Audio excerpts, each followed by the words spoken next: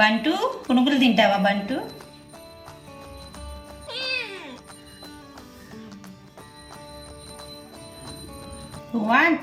You don't want chutney.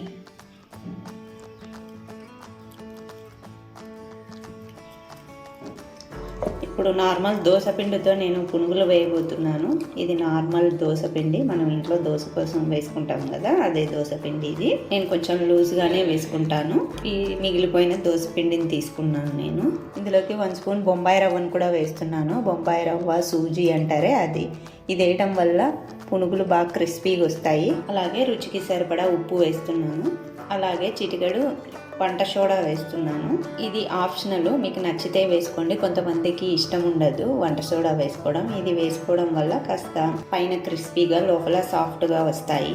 ఇప్పుడు కాస్త మైదా పిండి వేస్తున్నాను. మైదా పిండి కొలత అంటూ ఏం లేదు, బ్యాటర్ ఇది పునుగులు వేసుకునేలాగా రావాలి. నేనైతే ఇక్కడ 4 స్పూన్స్ వేస్తున్నాను.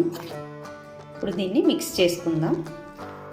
అలాగే ఇందులోకి పెరుగును కూడా వేస్తున్నాను. పెరుగు పుల్లటి పెరుగు అయితే పునుగులు చాలా టేస్టీగా వస్తాయి. మీకు పుల్లటి పెరుగు అవైలబుల్గా ఉంటే అది వేసుకోండి. అంతా మిక్స్ చేసుకుందాం.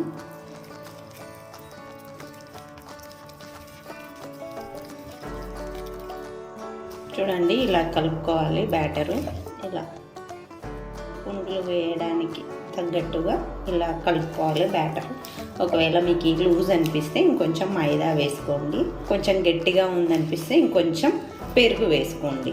ఇలా కలుపుకున్న తర్వాత ఒక 10 నిమిషాలు దీన్ని నాననిద్దాం, పక్కన పెట్టేద్దాం. ఈ లోపల ఆనియన్స్ కట్ చేసుకుందాము. ఇందులోకి ఆనియన్ కూడా వేసుకోవాలి. ఇప్పుడు చట్నీ తయారీ చూపిస్తున్నాను. ఇప్పుడు స్టవ్ పైన చిన్న బాండి పెట్టుకొని స్టవ్ వెలిగించి ఇందులోకి 4 పచ్చిమిరపకాయలు వేస్తున్నాను.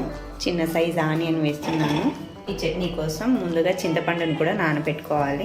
నిమ్మ చెక్క అంత చింతపండు నానబెట్టుకున్నాను. ఈ చట్నీ చాలా తొందరగా అయిపోతుంది. దీనికి టమాటా ఏం అవసరం లేదు. 1/2 స్పూన్ ఆయిల్ వేస్తున్నాను. ఒకసారి కలుపుకోవాలి. ఈ పచ్చిమిరపకాయలు ఫ్రై అవ్వాలి. లైట్గా కలర్ చేంజ్ అవుతున్నాయి. కలర్ చేంజ్ అయినాయి. ఇప్పుడు స్టవ్ ఆఫ్ చేసేసుకొని వీటిని బాగా చల్లార్చుకుందాము. ఇప్పుడు ఒక మిక్సీ జార్ తీసుకొని చల్లారిపోయిన వాటిని మిక్సీ వేసుకుందాము. అలాగే చింతపండు కూడా వేసుకుందాం. అలాగే రుచికి సరిపడా ఉప్పు, అలాగే కొద్దిగా కొత్తిమీర, అలాగే పుట్నాల పప్పుల పొడి వేస్తున్నాను. ఇందులోకి మీకు ఎంత చట్నీ కావాలో అంత పిండి వేసుకోండి. నేనైతే 5 స్పూన్స్, చిన్న స్పూన్స్తో. ఇప్పుడు దీన్ని మెత్తగా గ్రైండ్ చేసుకుందాం. ఇలా మెత్తగా గ్రైండ్ చేసుకోవాలి. ఇప్పుడు దీన్ని పోపు పెట్టుకుందాం. పోపు పెట్టుకుంటున్నాము. స్టవ్ వెలిగించుకొని అదే బాండీ పెట్టుకొని ఇందులోకి 2 స్పూన్స్ ఆయిల్ వేసుకుంటున్నాను. ఆయిల్ వేడైన తర్వాత 1/2 స్పూన్ ఆవాలు వేసుకోవాలి. ఆవాలు చిటపటలాడుతుండగా చిటికెడు జీలకర్ర కూడా వేసుకోవాలి. స్టవ్ ఆఫ్ చేసుకొని ఇప్పుడు కరివేపాకు వేసుకోవాలి. అలాగే ఎండుమిర్చి కూడా వేసుకోవాలి. ఇప్పుడు పోపు రెడీ అయిపోయింది. ఇందులోకి మనం ముందుగా గ్రైండ్ చేసి పెట్టుకున్న చట్నీ వేసుకుందాం. మనం గ్రైండ్ చేసి పెట్టుకున్న చట్నీ వేసుకుంటున్నాను. అంతే, చట్నీ రెడీ అయిపోయింది. ఇప్పుడు డీప్ ఫ్రైకి సరిపడా ఆయిల్ పెట్టుకున్నాను పునుగులు వేసుకోవడానికి. ఇప్పుడు 10 నిమిషాలు అయ్యింది. పిండిని చూద్దాం. పిండి బాగా నానిపోయింది. ఇప్పుడు ఇందులోకి ఆనియన్స్ కూడా వేసుకుందాం. ఆనియన్స్ కూడా వేసుకొని మిక్స్ చేసుకుందాం.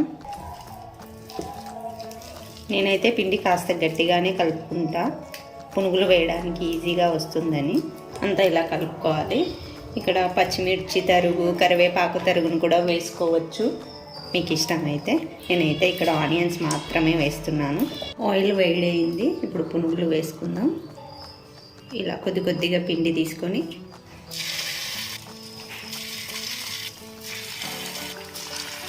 బియ్యం పిండితో అప్పటికప్పుడు వేసుకోవచ్చు పునుగులు. పిండి పులిసినట్టయితే ఇంకా మంచి టేస్ట్ వస్తాయి. ఆయిల్ మీడియం ఫ్లేమ్లో పెట్టుకొని వీటిని డీప్ ఫ్రై చేసుకోవాలి.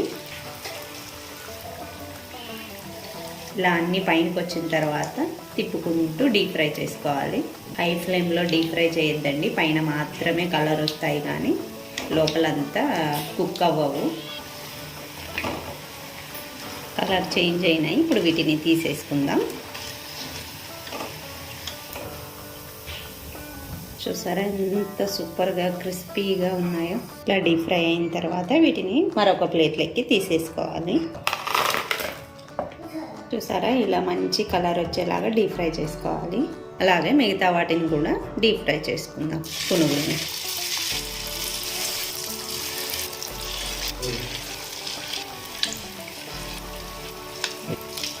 ఇలా అన్ని కలర్ గోల్డెన్ బ్రౌన్ వచ్చిన తర్వాత వీటిని తీసేసుకోవాలి. వీటిని తీసేసుకుందాం. ఇలా అన్నీ ఒక ప్లేట్లోకి తీసేసుకుందాం. బంటు, పునుగులు తింటావా బంటు? బంటు